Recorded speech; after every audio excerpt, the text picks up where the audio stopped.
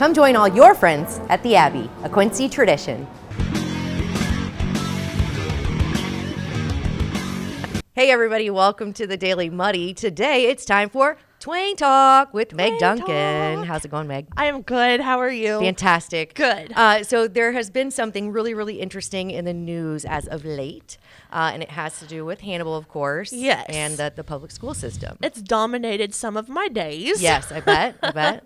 And so I'll just start right in with that. Dig in, sister. So there was a public meme, which I wasn't aware of. It was posted on the website. I wasn't aware of it. And I did get a message, though, asking to look into what happened at that meeting. So I started talking to the district, and they were up front. There's something that we need to report. Let's have a meeting. Right. And so in preparation of that meeting, which was to be the next day, in preparation of that meeting, we discovered that Roy Webb had pulled out as being the superintendent, which then took over as the breaking news of what was first going to be the breaking news. And of course, the second part of that was that there's a $3 million deficit in the Hannibal Public School District budget. So those things, in a sense, they go hand in hand. Sure.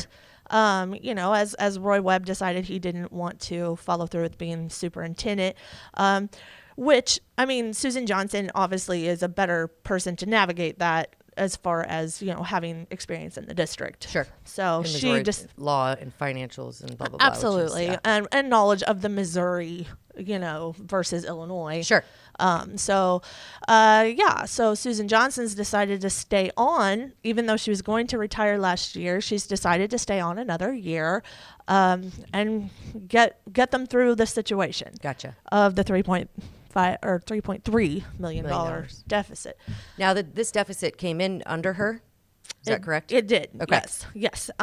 So we sat down and talked for a long time, and they turned over their budget to me. They turned over information to me, and we talked all about what caused that. Yeah. And the causes are, a lot of what other places are going through. Some of that, a big part of that is that the taxes didn't come in as expected. Due to business closures. Right. Yes. They expected. So basically, when they do their budget, they can just do a predicted budget. Sure. Forecasting. Of course. Yeah. So when they do that, they look at the previous years, which generally bring in like 3 to 4%, or actually, no, she said 4 to 5%, if I'm not mistaken, of increase per year. So that's what they counted on. And then it came in actually at less than 1%. So, right. So that's a big, and it is in the 40s. I can't remember exactly. It's in the article. We just released an article detailing all of this. Yep. Basically half of their budget comes from local tax base. Sure. So that was a big one. And, the other one is that the attendance, enrollment, their enrollment's gone down. Only 46 students, and that doesn't seem like a lot until you do the multiplication. They get 6,500, I think 6,575 is what it is per student, but they have to be there 90% of the time. Right. So is it attributed, to like truancy, or people moving out and going to different school districts, or is it It's a lot of that.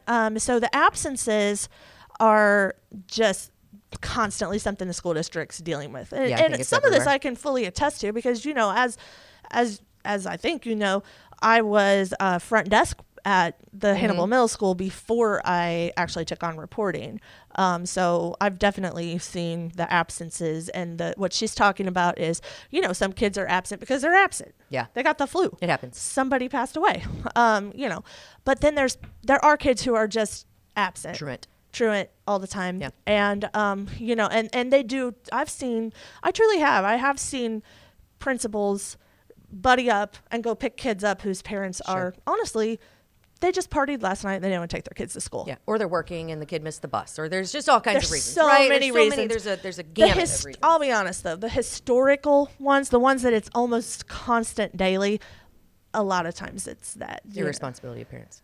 A lot of times. Okay. Yeah. All right. So, and then of course you have what everybody else is experiencing, and that is increased costs, capital expenditures that come in over, over budgeted numbers. Yeah. Which I understand all of that. So real quick, Susan, is it Susan or Suzanne? Susan, when she was resigning, do we know the reason? I don't know if I read that. Retirement. She was retiring. Yes. Okay. So she's been there like 30 some odd years. Okay. First as a teacher and then as a superintendent. Okay. So, yep, she was actually just finally like, it's my retirement time. And then. So I would be interested to see kind of the plan. First of all, let me say that I appreciate her sticking it out. I think agree. it's kind of it happens, of course, but leaving that kind of quote unquote mess for someone else to clean up is kind of But how she would be, what she's planning on doing to tackle that so that she doesn't leave it for someone else. Yeah. Okay, that's one. That's kind of one aspect that I would look at. Two, Roy Webb. I don't know. I mean, I think he's used to kind of being in financial dire straits in different areas, like with Quincy Public Schools. Sure. I'm not sure why he wasn't willing to dig in and get it. I think I understand it. I think a lot of that, if not all of it, stems from the fact that Illinois school finances are extremely different than Missouri. Oh, 100%. Even in his resignation letter, he said that he felt like that they needed someone with more knowledge of Missouri law and Missouri school finances. Right. I think that was a big part of it, because there is. This part is a little gray for me because I just jumped in to learn school finances here in the last 4 days. You're a woman of many hats, right? Yeah, but I'm not really a hat person. Okay, so. All right. Well. So anyway, so basically there's a lot of differences, I think, in really how they do the banking. It sounded like different deposits, things like that. When things are allocated and where. Yeah, exactly. Sure. So for me to try to get too specific would absolutely lead to confusion and disaster. So I'm not gonna try to do that. Too. Yeah. But definitely it sounds like there are some major differences in the states and how they do their finances. So one would think that you would know that before going and throwing your hat in the ring. And this is no offense to Mr. Webb. I think that he was, in all respects, from what I knew, he did a great job, for Quincy schools. I understand why he wouldn't particularly want to take that on. Yeah. Yep. In the sense that he just retired, right? So not wanting to take that on, right, not wanting to step into one. I mean, they're stepping into hard work, but it's a little different when it's a public situation. Yeah. I mean, we've just put this article out, and, I'll be honest, the first reaction we got to the article was a laughing face. Really? Uh-huh. Yeah, because, I'm looking at it because, it's my article and we posted it on Muddy River Facebook page. And I'm looking and the first reaction was a laughing emoji. So there are so many people that care about the Hannibal School District. Yes. Let me say that first. Yeah. And there's so many people that support them and back them up.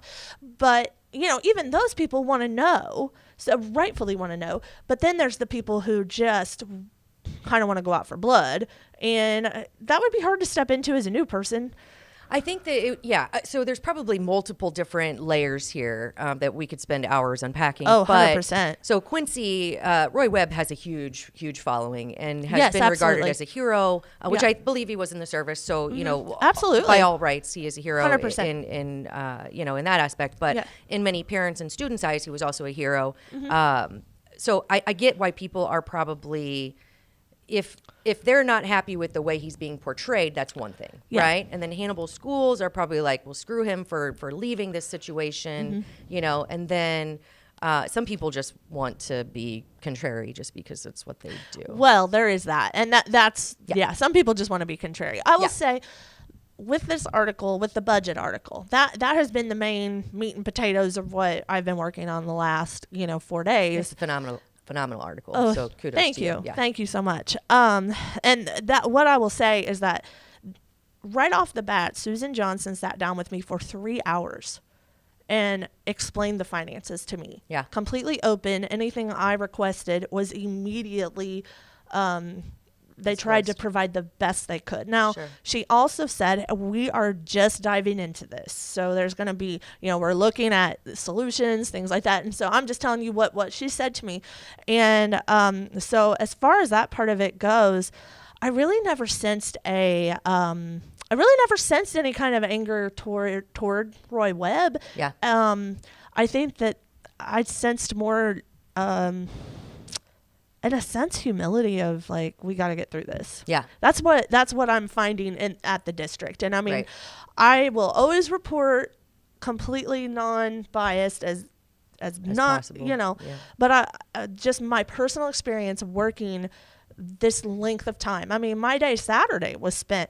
They took their day Saturday waiting for emails from me to say, is this right? Is this Right. And I'm asking some dumb questions Sure. just to make sure things are right. I mean, you're learning things you never wanted to learn. To Exactly. Yeah, exactly. And so, you know, I'm asking these questions to make sure, and some of them 2 or 3 times just to make sure I've got it right. And I will say they did nothing but respond fast and I mean, I think that's necessary when you're looking at you know, we'll call it kind of a pitfall that they need to climb out of. There's really no option but to look at it truthfully and to make changes accordingly and do your best to right the situation. Yeah, it's not the first time a school district has had a deficit, and won't be the last time. Absolutely, it just takes some looking at things under a microscope and having the right leadership who is willing to work hand in hand with the school board to make sure decisions are being made. Absolutely. In the best interest of not just, you know, the teachers, the school board, and the superintendent, but the families and the kids that go there and acting as advocates and doing the right thing. So big stuff. Yeah. And I think, you know, Roy's decision was probably best for him and may have been the best for Hannibal schools, depending on... It feels like, to me, trying to get through this situation on top of trying to familiarize someone with it. Sure. It's a big deal. Yeah. So I do think that it was probably best for the district. And I truly don't know Roy Webb. Yeah. So because I am a Hannibal girl, so I've been, you know, Hannibal my whole life, and my kids are Hannibal School District students. So I've only had Susan Johnson. I truly don't remember who was the superintendent when I was a kid. Yeah. All I cared was if they canceled school or not. Sure. Yeah. And that your teachers were cool. Absolutely. Yeah. So I don't remember who that was. I just know throughout this whole time, and since I worked there, it was Susan Johnson, and she really does love the district. Yeah. There's no doubt in my mind about that. Yeah. So and that's important. I think that if you don't feel like you are the correct fit, then you likely are not the correct fit. I think that's a favor to all. Yeah. In that respect. Absolutely. It's a big favor to say, hey, I think someone with a different skill set should do this. And that's what he did. And I think they're kind of thankful in the end. Sure. Absolutely. So, yeah. Well, I'll be looking forward to some planning to see how we're gonna get out of this. Yeah, but, definitely plan to follow it. Yeah, but thankful that she's sticking around to try and help, and thankful that you're here to report on it every step of the way. Thank you very much. You are so welcome. All right, that does it for Twain Talk. Coming up next, Rob Bentley with Legacy Martial Arts. Stay tuned. Stay tuned. Instant Replay is your local sports bar. With 18 big screen TVs, we have all the sports packages from college games to pro games. We offer daily drink specials, and come check out the Bullpen, our newly renovated beer garden. Instant Replay, 2739 Chestnut in Quincy. Are you looking for the perfect venue for your next special event? Check out Utopia Event Center. Utopia has a large banquet room and an awesome bar area, perfect for anything from birthday parties to formal corporate meetings.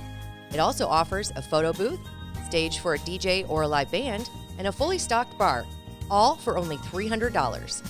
Check us out at utopiaeventcenter.com or call Barn at 217-430-6559 for more information. Utopia Event Center, 900 North 12th Street in Quincy. Kelly's has been a fun place to eat and drink in Quincy since 1982. A fun and friendly atmosphere, food with flavor, homemade cinnamon rolls, and famous cheese soup, the best menu in town. Kelly's, 2902 Broadway, Quincy. The Tower, a great place to meet and eat.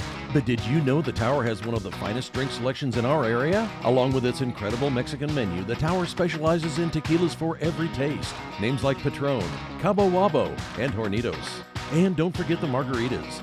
On Mondays and Tuesdays, stop by and pick up a single topping pizza and get Tower margaritas to go. Enjoy the Tower at home or in our dining room, bar area, or the Tower's signature climate-controlled porch. The Tower Pizza and Mexican in Quincy. The Liquor Booth is your home for a huge selection of beer, wine, and spirits. The Liquor Booth has 2 locations in Quincy, 3520 Broadway and 1500 North 12th Street. The Liquor Booth, where it's always happy hour. And welcome back. Joining me now, Robert Bentley with Legacy Martial Arts. How are you, Robert? I'm good. Good. I'm fantastic. Excellent. So our previous guest, Meg, you were sitting over there kind of listening in the green room, and you have connections with Roy Webb and Susan. Yeah, right? I met Roy at a military ball years ago. He's a retired general. Yeah. Absolute stud. I like the guy. And then Susan Johnson was my 5th grade teacher. Hannibal's my hood. That is so wild. What a small world. Small world. It is. But today we're here to talk about Legacy Martial Arts, which I think everyone locally has heard of it or driven by it and seen you guys do on your site. It's so cool. But yeah, when we started this, I was talking to you about you have a very impressive repertoire of like I'll just ask you to tell me kind of what are your credentials in I don't even know what you would call it. Martial arts? Is that like the umbrella of it? Martial arts is the general term Okay. for, and what we mostly focus on at Legacy is Taekwondo, Okay. which is a stand-up art. If you think of karate, that's what you're looking at. And then Jiu-Jitsu, which is more on the ground. It's like wrestling, but with it's submission-based. Okay. And so I do both of those things. The titles kind of come with the territory. I've just... I'm a black belt in Taekwondo, a brown belt in Jiu-Jitsu. I received the title of master instructor a few years ago. And really all that I tell my students is that just means that I'm a white belt who didn't quit. Yeah. I've just been doing it for 30 years, and it's a lot of fun. I love it. Now, you say black belt. You're not just like a one-time. I don't even know how these all work, but you're like a six-time. Six-degree black belt. Yeah. Yep. I was like, I don't even know what any of this means, but when I'm reading it, it's so impressive. And I was looking at your website, and all of your instructors or trainers, whatever you call them, they're all so impressive. And when I was looking at all of the different things you offer at Legacy, I was like, maybe I can get into this. Not just for like personal protection, which of course I think is really important, but you guys do so much more there in confidence building. Most of our adults start not for self-defense, but for physical fitness. It's just a fun activity to do that's not going to the gym and getting in the same routine every day. Right. And then we have a lot of families. And so when you talk about confidence building, that's the number one reason why parents get their kids in. The number one and number two reasons are confidence and discipline. And we find that, especially if you have, like I have 3 boys. Yeah. And they kind of balance the scales, where I have my 6-year-old has all the confidence but not as much discipline, and then my 10-year-old has a ton of discipline but not as much confidence, and we try to kind of balance that Trying to out. find the happy medium. Yeah, That's absolutely. interesting. Yeah, I have 2 girls, and I think that they kind of struggle with the both. They both kind of have their own unique area that they succeed in, or that but that's really interesting. I love the way you put that. Well, I think martial arts kind of does that naturally, but then our instructors really focus on that and hone in on that. In addition to, we still kick and punch. I was going to ask about that. And we still have, the reason why I'm here today is we have a tournament coming up, and we have a lot of high-level competitors. Everyone that has known me long enough knows that I'm okay at martial arts. I've just been doing it forever, and that's why I got all these titles. But my wife, who has been doing it less than a decade, just won 2 world titles this past year. Ooh, so she's a total badass. She's awesome. Yeah. She's a stud. That's awesome. And we have a lot of really talented students, but especially women. Yeah. We should probably talk about that too, because the day after the tournament, they're hosting they're calling it Girls in Gear. Like sparring gear. Yeah. And they're doing a sparring seminar that's women's only, and we have women from all over the nation that are coming just for that seminar. Really? Yeah. That's awesome. It's pretty cool. I mean, so when you're talking sparring, because this is kind of one thing that I think it's, when I was looking at your website, and of course I've thought about this before because I know other people that have enrolled in your courses. Sure. One of the things that holds me back is I kind of lack some of that confidence in coming in. Am I going to have to wrestle someone? Am I going to have to, because right. I mean, I can be feisty, but when I'm coming in, I saw that before we started. Yeah. I come in I'm just firing on all cylinders, but I can be feisty. But when I'm in a position where I'm in front of people that I don't necessarily know, I kind of get a little more sheepish just because it's a new situation, it's a new environment for me. I think most people do, and so when our students start, they don't jump straight into sparring. Okay, good. And it's not like Cobra Kai. You're not going to jump out there and get in a fight and throw someone into a locker the first day. We have a beginner program where everyone starts for about 6 to 8 months before they ever get into the more advanced training where you're going to put on gear and actually hit each other. Gotcha. Good to know. And it's safer that way. It's kind of baby steps to get you kind of acclimated to what you're ultimately there for. You don't gain confidence overnight. We have to work our way up to it. You've got to build up to it. Absolutely. So that's a good way to do it. Absolutely. So back to the events that you have coming up. Sure. Anyone can enroll at any time. Is that right? Or do you have like course periods? Yeah, so we actually, our students, when they come in, they can come any day. We have a new student start every single week. Okay, that was Yes, and then most of our students who are competing have probably been in that, where we talked about the basic program is 6 to 8 months. They've probably been through that, and that's why they're choosing to compete. Gotcha. It's not a requirement that anyone competes as a student, but we'll have over 100 students compete at the tournament. At the tournament. Okay, so the tournament is where? Oakley Lindsay Center. Okay, and it's open to the public. It is. There is a spectator fee, but you can come in and watch. And then the events, the people who compete are from all over the nation. In the American Taekwondo Association. So if you're a member of the American Taekwondo Association, then you can sign up to compete for the tournament. That's excellent. That is so cool. And I'm 100% certain that it's very exciting. And even watching volleyball last night with my kiddo, my heart just is jumping out of my chest. So I imagine watching this is cool. I have intense. kids that are old enough that they compete now too. Yeah. And so I've kind of moved out of the competitor world myself, and now I enjoy watching my wife and my kids compete, and so I'm excited for them. Like I said, we've got over 100 students just from Quincy and Hannibal that are competing, but we have we're estimating around 700 competitors total that we'll have from all over.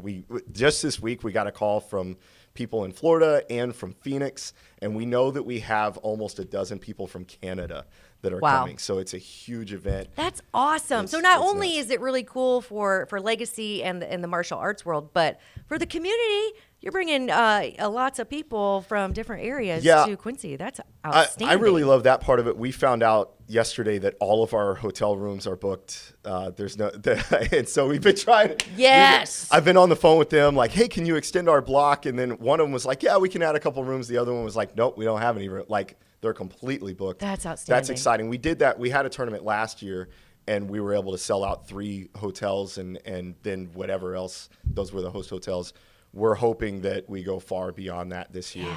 Our tournament got ranked. They get ranked in classes, and this moved up to a Class A tournament, which is the highest level that a regional tournament can go. Outstanding. In our organization. So we're excited for it. Good for you. So not only helping kids and adults in our community build that confidence, and the health side of it, right? You want to be healthy. You want to be physically fit. You want to be able to protect yourself. So offering all that to community, then bringing this in, we want to bring in those tax dollars. Right, that's what I was going to say. Like Hannibal needs for the school district, right? Amen. We're trying to support the community in that way too. So we've, when we first started booking this, we reached out to a lot of hotels and restaurants and getting them involved. It's been really nice. I love that Quincy has so much local stuff, right? Yeah. Everybody knows about the Abbey and Tower and all of that, local restaurants. But then local hotels like Town and Country, they've been a huge supporter of us since we first started.